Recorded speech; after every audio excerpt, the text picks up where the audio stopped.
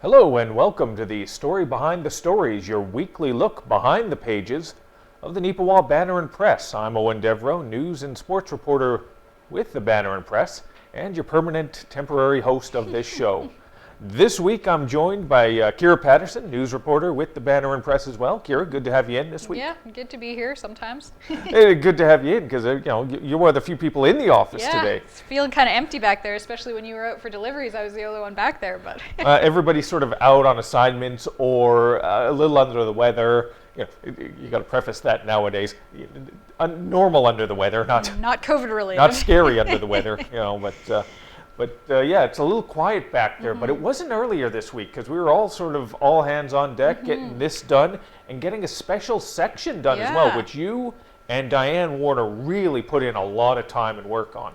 I gotta say, Diane made, this is a 12-page section this week, and Diane made 9 of the 12 pages pretty much. One of them was a full-page ad, and then she actually ended up editing a lot of the pages, which we reprinted old pages from an old paper, and she was able to pull all the yellowing out, kind of make it look like it was actually printed on this paper originally, kind of thing. So she did a lot of that work this week. So a big shout out to Diane for saving us a lot of time and making it look good. That's right. Now, for those of you that might not be aware, Thursday, May 28th. Friday, May 28th. No, I'm talking about back in the day. The original one. Oh. Thursday, May 28th, 1896.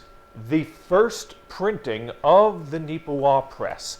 That's what we have in our B section, is essentially a republication of what was originally seen by the citizens of Neepawa. This brand new, fresh paper just hitting the streets. Well, there weren't really sort of streets, more hitting the dirt roads back then.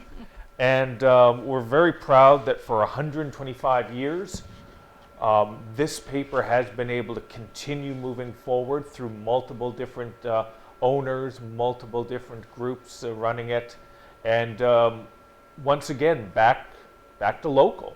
When Ken and Christine Riddell bought it, they bought it from a national media service and made it local once again, amalgamated it with the Neepawa Banner, and sort of brought it home. So we were very pleased and very proud to be able to do this B section and to show what it was like. And it's really unusual, isn't it, Kira, just to look at how the paper was back in the day and how it's done nowadays. Yeah, it's really cool. I mean, it's a lot of text in the old pages, but it's interesting because we have spaces between our columns. They have lines. They kind of put some of their ads literally in the middle of a page where we kind of build ours along the bottom kind of thing. So it's really cool to see the different layout and the different, they had a bunch of different types of fonts that they use. For us who build the paper on a regular basis, it's really interesting, but it will be really interesting to everybody else as well because there is some history in there. There's some interesting little stories about things that were going on in the town back then. The ads, especially, we love seeing the ads because it's funny to see the prices of things. Yep. It's funny to see what was so big back in the day, like snaps in clothing. Whoa, right? It's really cool, and I think everybody that picks up the paper this week will really enjoy taking a look back 125 years into the past. That's right. And don't worry, you don't have to read through every single solitary word within that section. We will be testing you. You do have to read every word. Oh. If you want to look at, as Kira said, the ads, though, were fascinating. And we had a little bit of fun because every ad, for some reason, had this unusual little dash in it. And it wasn't even like a dash underscoring a word or a phrase. It was just randomly in the ads. And we found that amusing as heck. It just was that the style at the time to Some really sort be of eye-catching? theme. Yeah. And I've said this before, even before we did the 125th, if any businesses out there wanted to do advertising and really wanted to stand out, one of these old style looking ads just immediately in modern, sort of with modern eyes, pops off the page, I think. Yeah. It's unusual. It's so unique and old school. It's like, wow, okay, maybe I got to pay attention to this. Speaking of the ads, though, we also wanted to give a shout out to the advertisers in this section. They helped kind of bring the section into not just press history, but Neepawa history, because there are a few histories behind a few of the different organizations and businesses in town, which is really cool to see. And we're hoping to have features like that throughout the year with ads about the history of different businesses and organizations if they want to pay for it. That's right. This isn't just 1 week here. This is something we want to sort of share over the next year, and we're very appreciative. The town in Neepawa sent in some advertising and also shared some of the history of the community. That was really great. Gwynn Brothers Marble Granite Works, based out of Neepawa, did an ad as well. Thank you very much for that. And the history, like reading through it, it was like, oh, okay, I didn't realize that. Just a little bit of knowledge dropped on me there through an ad. It was pretty darn good. Killarney Guide, who does our printing as well, they did an ad congratulating us on this. They were established back in 1894, so they got us beat by about 2 years. Dang. and as well, the back page, Neepawa Gladstone Co-op, 90 years of service in and around the region. Very appreciative of that. They put some pictures in there, some history in there. Once again, we wanted this to be sort of an inclusive thing. And hopefully over the weeks and months ahead, other organizations and businesses might want to spotlight their history as well and share it with us. So thank you to them, and thank you if you take a few minutes of your time to check it out. So I thought it was kind of interesting. Definitely a cool section. Now let's get back into the boring old A section. Real news. Ugh. But fortunately or unfortunately, maybe 125 years from now, people will be, whatever is entertainment then, we'll be talking about our paper and what we did this week. Maybe. We'll see. Probably not, but we'll find out. Well, we won't find out. No. Well, I mean, unless they have some really good technology that keeps us alive for a long time. Yeah. Well, maybe you might find out. You're young enough that maybe they'll hit that, but I'll be... Yeah. Now we've gone down a depressing route. We're going to segue back over to the good stuff. And the front page. Food drive finds a way to continue. Kira, walk us through what that one's all about. I really wanted to get this story out because it was really encouraging for me to see this. The Hope Group, which is the social justice group in Neepawa Area Collegiate, they annually do, I think, 2 food drives every year, a Halloween one and a spring one. And they had been planning this spring one. A couple weeks ago, you might remember seeing an article that they submitted saying, watch out for our bags, we'll be dropping them off and fill them up, and then we'll collect them for the Neepawa Community Ministries food bank. And so they were getting ready for that. They were planning and preparing, and all of a sudden, just before they were about to go out and do it, then the province decided to make an announcement that extracurricular activities would not be allowed in schools. Obviously, case numbers have been spiking. Some of this, like the Winnipeg and Brandon schools, had to move to remote learning completely. So there were measures that had to be taken to help prevent the spread and to help prevent mixing of cohorts and that kind of a thing. So extracurricular activities were canceled. So Hope wasn't able to actually do their drive. And we thought, I guess that means it's going to be canceled.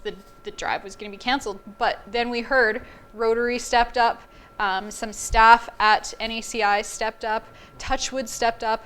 They all helped to get the bags out to people's doors and to collect them afterwards, which is really cool to see. It was really exciting for me to be able to cover that story because I was just thrilled that they were able to continue and actually do this because it is such a great cause.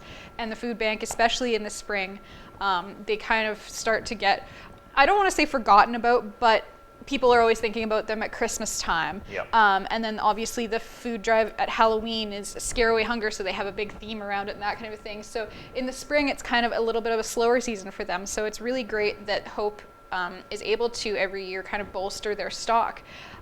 So it was great that other groups were able to help Hope actually do what they had planned to do. And they ended up bringing in over 3,000 pounds worth of food and over $200 worth of donations, which Amanda at Community Ministry Center said is huge. They usually get $5, $10, $20 donations every year, but they were able to get over $200, which buys them, I want to say she said, around 700 pounds more worth of food. So overall, it was probably a record-breaking year for them. Nice. It really just shows the generosity of this community when asked.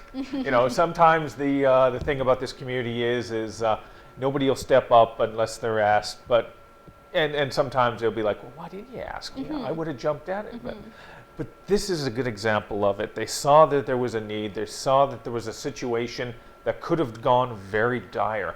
And multiple individuals and multiple groups stood up and said, no, we're going to keep this going forward. And not only that, we're going to build on it. And as Kira said, we're going to make it one of the best ones we've had ever. And it really sounds like they really did do that. So we were very proud to be able to put that on the front page. Although we did have that one joke, well, maybe not a joke, but with just that one comment of the Rotary picture, is like, oh, they're a little close together, aren't they? But they're all masked up. Yeah. Don't worry. Don't call the mask police, they're all right? Masked up. They're outdoors. Yep. It was probably 2 seconds for the picture, so I think that they're okay. Exactly. And the NACI one as well. They're all spaced out, as you can see, and masked up. So everybody's still chugging along and taking this seriously. Oh, yes, for sure. Yeah. All right, let's get inside the pages of the paper, and let's talk about something we hopefully will be able to do, and hopefully be able to do with a relatively decent crowd of people showing up. And that is a new attraction put together by representatives of Neepawa Tourism, the River Bend Makers Market. Or the Reverend Market, as you so put on our little schedule here. Oh, great, yeah.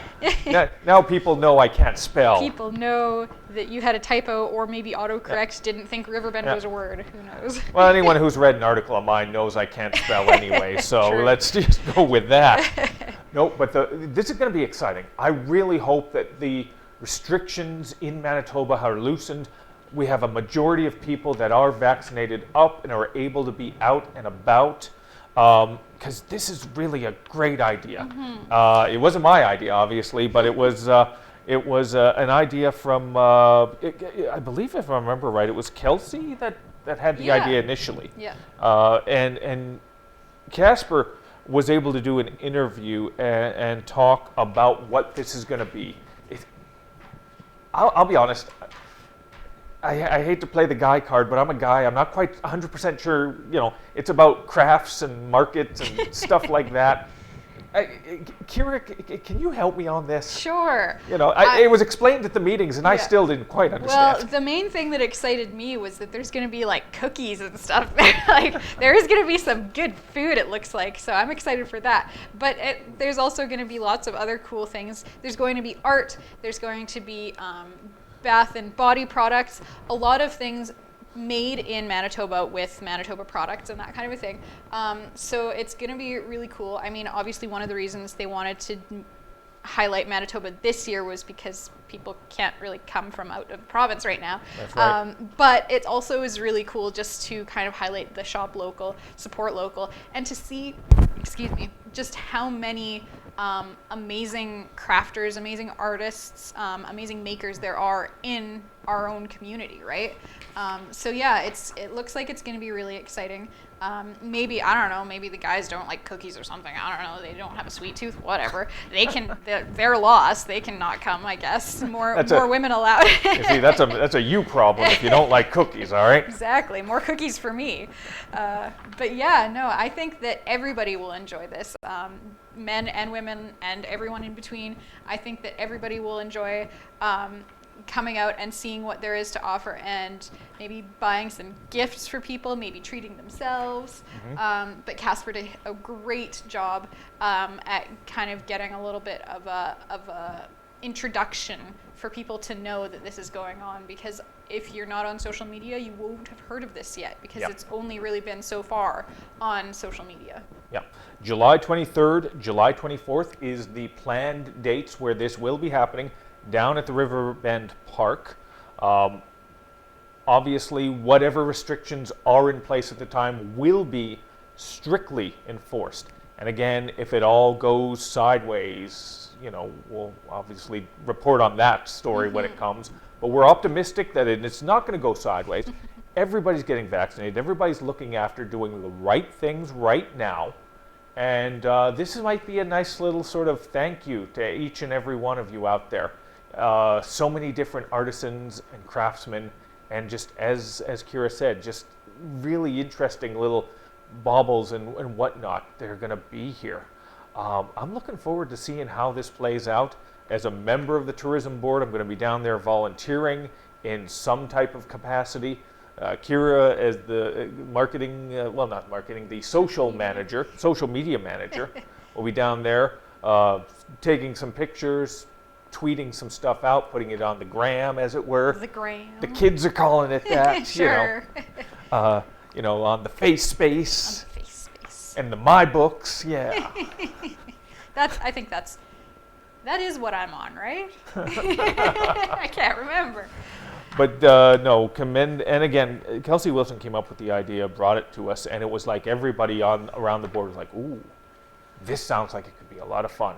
And hopefully it's something that's going to be able to be an annual tradition moving forward. Yeah, and Kelsey has put a lot of work into it so far. Yeah. And there's a lot more work to go into it yet, so we're really hoping, especially for the amount of work that she's put in, that it is going to go really well.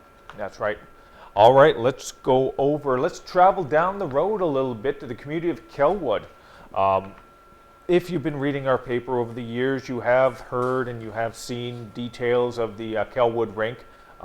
There was damage done to it years ago, and there had to be a new rink constructed. And the work that's been going on has been ongoing behind the scenes throughout this entire time.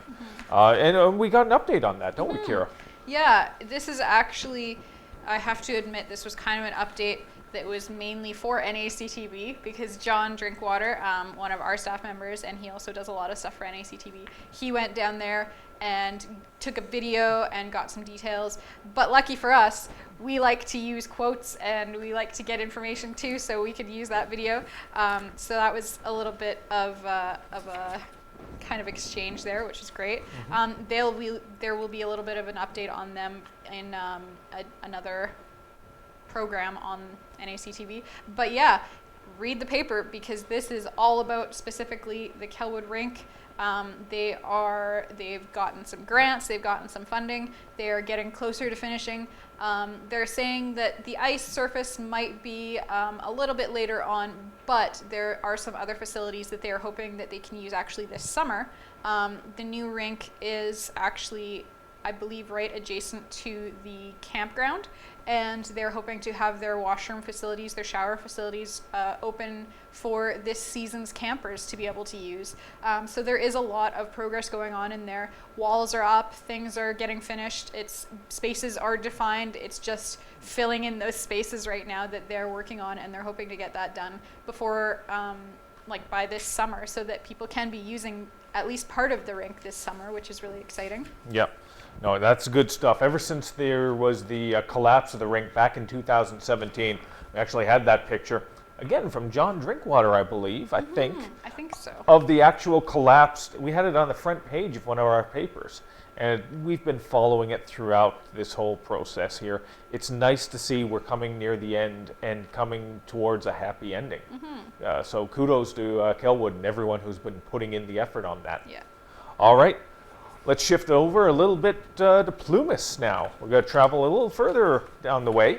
We're going to head to Plumas, an individual who has been an important part of the Plumas Fire Department for 27 years, and has in fact been their fire chief for the past 20 years, has formally stepped down from that specific post. I had an opportunity to talk to Gordon Coots, the fire chief, for the last 20 years. He has been part of it for 27 years, and he is still part of it. He's not retiring. He's staying on in an advisory supervisor role, but he felt like it was time for for a new perspective in the top job.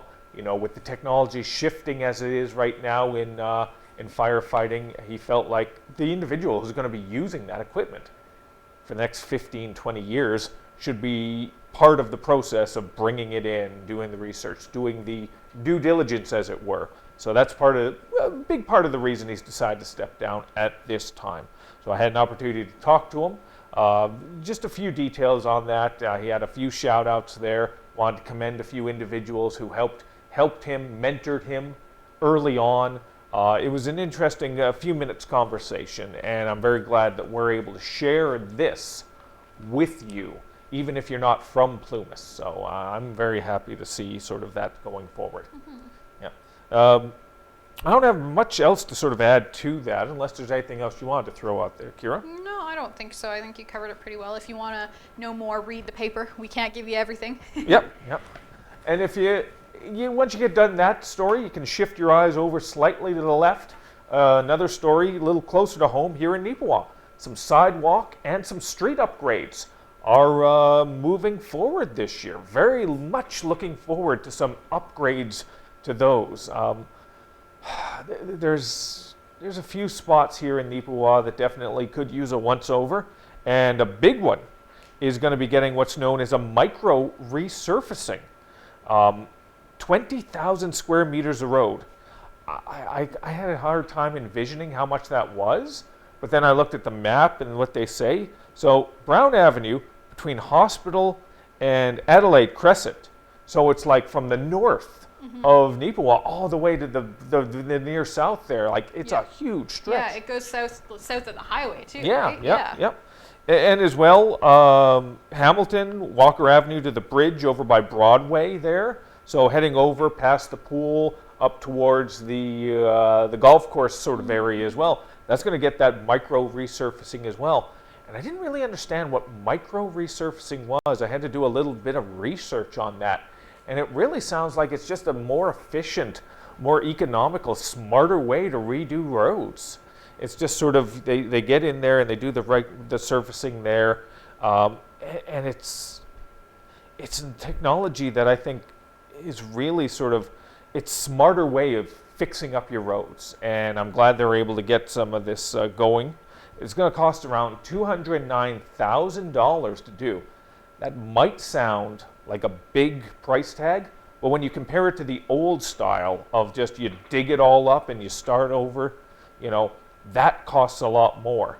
And it's a lot more consistent as well, because just doing patchwork is, it just, you're still feeling the bumps. There's going to be a smooth ride. A lot of the highways, I believe Manitoba Highways does a lot of this micro resurfacing. So I remember they did something similar to that close to Portage a couple years ago, just east of Portage, and you could just feel the difference. Just driving around, bump, bump, bump, bump, and then just smooth. Yes. Yep. For about 10, 15 kilometers, and then just back to bumping around again. And then you're in Winnipeg, and don't even get me started about their roads. We don't have enough time in our segment to be talking about Winnipeg's roads. Yeah. Some sidewalk work as well, about $29,000 worth. It's good to see the town is focusing on these things. Sometimes a lot of people will complain, there's nothing getting done. And that's not true, because a lot of the work over the last 5 years has been sort of behind the scenes. The water and sewer stuff has been the big ticket item in Neepawa. And it's a thing that most people don't pay attention to until something goes wrong. And fortunately, the last 5 to 10 years, nothing has gone wrong. So this is good. This is nice to see. All right, let's talk about one more thing before we head out. More upgrades, more improvements happening in and around Neepawa. This one specifically is going to be happening at the Neepawa Golf and Country Club. Last year, as you know, over the Canada Day long weekend, there was a lot of damage. We had that huge rainstorm that just washed through and just took out a lot of the area. And there was a big section of the golf course that was hit. They were slammed. They were hit very hard by it. And one of those was hole number 4. It was pretty much washed out there. So they got some new turf, and they got it installed in there. They were able to get that done on May 18th, I believe. Let me check my, May 18th. And it only took about 4.5 hours from they get it done. And that's a large space. And the reason they were able to get it done in such a short amount of time is they had a bunch of volunteers. The grounds crew helped out, obviously. They were doing their job. But there were volunteers that came out, about a dozen or so, and put in the time, put in the effort. Kudos to them for doing something like that, because I'm lazy. I would have done the supervisory role, but actually lifting stuff and moving it, no. You just want the grass to be there when you go, right? Yeah, that's right. That's right. No, but and there's a picture on, it's a color page picture, and it looks pretty good. You're going to see it filled in once they get a little more rain, once they get a little more water on there. But it's really good to see that they're doing those types of improvements, in my opinion. Yeah, I know that the golf course is a really big draw for this community, so it's great when you see that they are still putting in the work to make it one of the top golf courses in the country according to certain lists and things. I can't remember what the exact lists were. The 2020 golfmagazine.com, yeah. They were in the top 10. Neepawa Golf and Country Club, I believe, was ranked 5th, maybe 6th, but still in the top 10 for the best economical courses. Now, what that means, economical, people will think, dollar store. No. You got the high end. You got the Glen Abbeys, those types of like really pricey. Like you're selling like how you got to sell a house and 5 cars and maybe a liver, to get a membership for a year. Like these are these ones that just regular people are able to go to and attend, and it's one of the 10 best in all of Canada. So that's something we need to be proud of, and the reason we're one of the best is because of work like this. Absolutely. Yep. No, that's about it in terms of the specific things, but we got so many others on the go that we didn't think we'd have time for. We got an update on those Brookdale students that were participating in the National Science Fair. They were Haley Dennis and Emily May. We had the story last week, and we do have that follow-up story that we promised you in this week's edition. So wonderful that Casper was able to get that and get it in there for this week. Definitely. Don't you think, Kira? Oh yeah, it's really cool, especially to hear directly from the students and how their experience was. Definitely give that one a read. It starts on page 3, I believe. Yep. And it was an interesting thing because it is all because of the COVID-19. It's all done via video conference, so it was a different angle, but they still found a way to make it fun for the students. And they explain how in the story itself. We're very appreciative of all the letters to the editor we received, and we have to sort of give an apology because we weren't able to fit all of them in. We 12 of them. There wasn't quite 12, but... But there were eight or 9. There was a lot, yeah. So we got a couple of them in this week, and for the ones that didn't get in, we do apologize for that. We want your opinions. We always want your perspectives on things. Whether it's about what's happening in Neepawa, whether it's happening nationally, whether it's something we're doing directly, whether it's a positive or negative, we want to hear from you on that.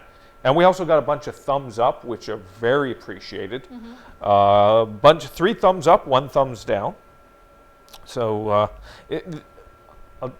real quick, we only got about a few minutes left, but one of the thumbs up was to Devin Howard of the Neepawa Gladstone Co-op, who was delivering groceries to a person, and they had fallen, they couldn't get up, senior, and he called for help. He put the groceries away, and he stayed with that person until help arrived.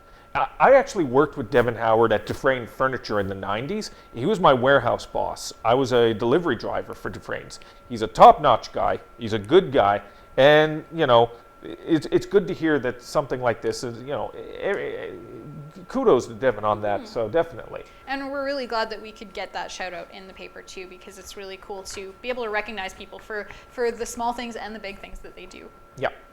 Now, if you want to give a shout out to somebody, a letter to the editor, or if you have a story idea, we'd love to hear from you.